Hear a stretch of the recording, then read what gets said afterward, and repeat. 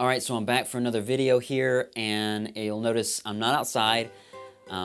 Inside in my office, and the reason for that is primarily because the bugs are just really loud outside in the middle of summer here. So today though, I'm going to talk about a subject that plagues all archers, and that is losing arrows. They can be very expensive. This is a gold tip traditional arrow, and it is, gosh, probably by the time you put the fletches on it, you buy the shaft, I put the insert, which if you've ever seen my inserts are those like long brass inserts, I'm sorry, and the tip and everything. I mean, this arrow cost, what? This arrow cost me $8, and that's probably the cheapest you can get it. Even buying blims, you know, you're still looking at about $7 an arrow or so.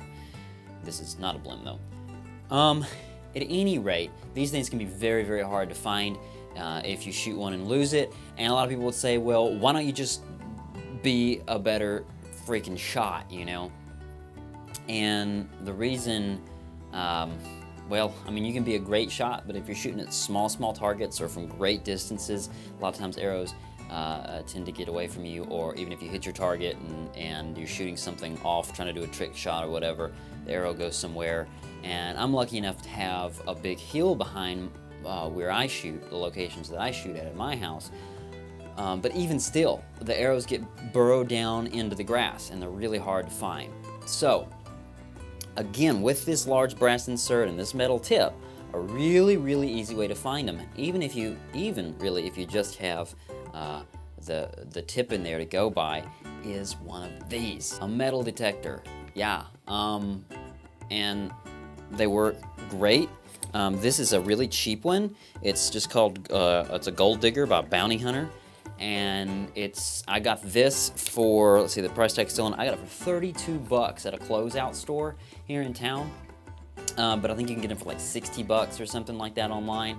And honestly, by the time you've lost a few arrows, you begin to think, oh man, you know, it starts to become worth it, because there's really, it's like this sinking feeling when you lose an expensive arrow and you can't quite shake it. It even messes with your shooting. So anyway, this is a great unit for it. Probably not a great unit from the reviews that I read if you're actually doing a lot of metal detecting, you know, trying to detect things low in the ground. But for the most part, your arrows stay fairly surface level. You know, even if they're an inch down or something where the tip actually is, you're still going to find it. Now, the way to use this, and I'm no expert in it, but with this coil that's on the bottom of it, it has to stay in constant motion, which means you have to constantly be like moving it back and forth across the ground. And when you do that, you know, you're able to pick up different types of metal. Again, I'm not sure how it all works. A lot of people out there, this is their hobby. It's not really mine. But you've also got two knobs on this unit, and you do on most, and one is going to be your power level. I generally leave that one all the way up. And the next one is going to be your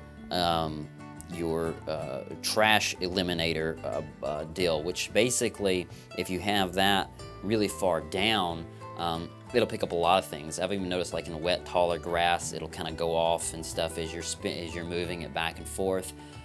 So usually what I'll do is I'll actually set it about halfway, and I'll start there, and I'll start just kind of skimming the area where I think my arrow might be, and then I'll turn the eliminator all the way up. Now, I will tell you that I bought the Bounty Hunter Junior first straight from Amazon the first time I tried this, and it really was a terrible experience. Even though the arrows were pretty surface level, the coil on the bottom, this piece right here, was really small, much smaller than even this one, which made it really hard to find things. It couldn't detect hardly very deep at all, a lot of false positives.